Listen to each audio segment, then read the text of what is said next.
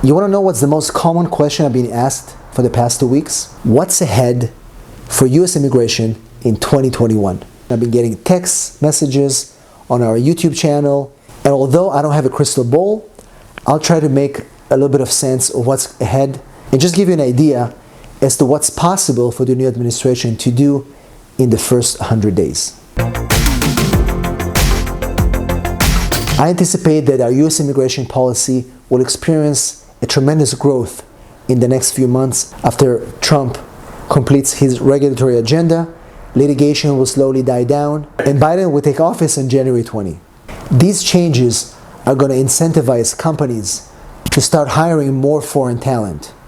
It's going to encourage families to start working on their immigration processes, those that were holding off for many years while Trump was in power. We're also going to see opportunities from startup founders, creatives, investors, people that are looking to build their future and build some amazing opportunities right here in the US, because they're going to see that restrictions are being lifted and the sky is going to be the limit. The American dream is going to become something that people want to achieve once again.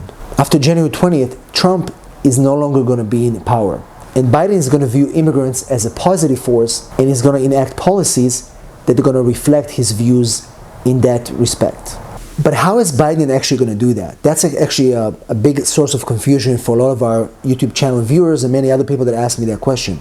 Remember that Trump implemented a lot of his changes by memos, executive orders, and proclamations. Addressing those is going to be much easier than undoing any regulations that were passed during the Trump administration. A new regulation that is final can only be undone through a new round of notice and comments to withdraw that rule.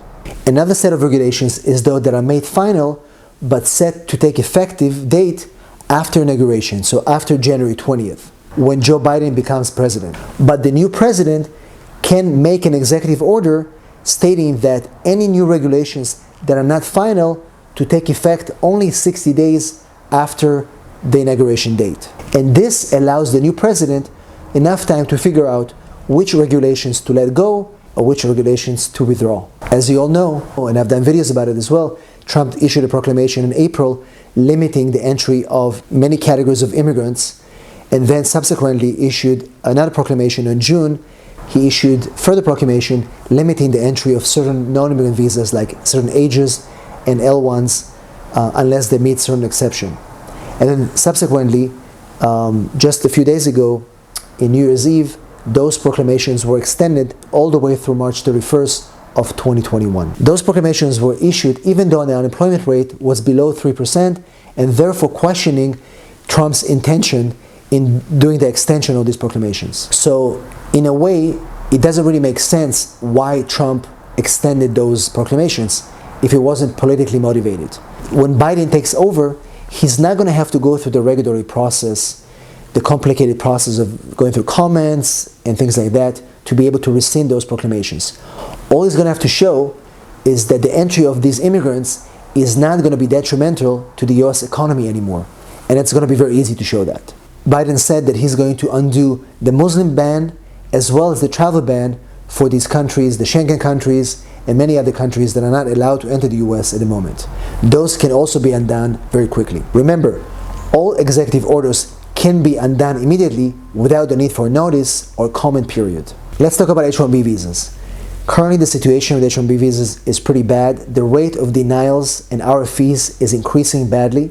The Biden administration will have to look at the H-1B program and start working with employers to make sure that they get the confidence back in the system, reduce the rest of denials, go back into a fair and streamlined processing of H-1B visas for the future, and maybe even remove the caps. When we talk about students and OPT, allow more students to be able to work after graduation and find a better way to make the OPT process a more streamlined and effective way for them to transition from education to employment, and making them therefore making them more eager to come to the United States, gain education, and then blend into the workforce right away.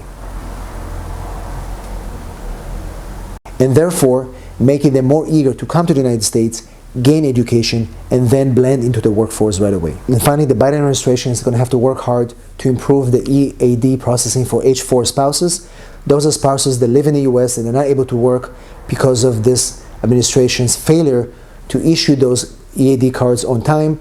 A recent lawsuit exposed that because of errors in biometrics, many H4 EADs were not issued on time, and as a result, many spouses were not able to work and lost their jobs. Biden is going to have to improve that system as well. If they want to have foreign workers in the US, their spouses should be able to work as well. And finally, when you talk about embassies and consulates, the new administration needs to realize they need to focus more on adjudication and less on enforcements, find a better way to reopen embassies and consulates right away, add more staff, reopen the calendars for appointments. Families are being separated for too long, and this cannot continue. So this should be a priority for the Biden administration to order US embassies and consulates to start taking appointments, NVC to send cases to the embassies for scheduling, and stop this chaos, because right now the backlogs are completely unreasonable. Donald Trump will no longer be president very soon, but his policies will continue unless Joe Biden will take it seriously and decide to change this entire immigration system to a country that welcomes immigrants and makes the American dream a reality again. Let me know what you think in the comments. There's so many things that are happening, and I'll continue to update you as changes and new policies will continue to surface. Thanks for watching. If you want to talk to me directly, please text me right here and we'll set up a consultation with you. Thanks for watching, and I'll see you in the next video. So if you like this video, watch these two videos for more information just like that.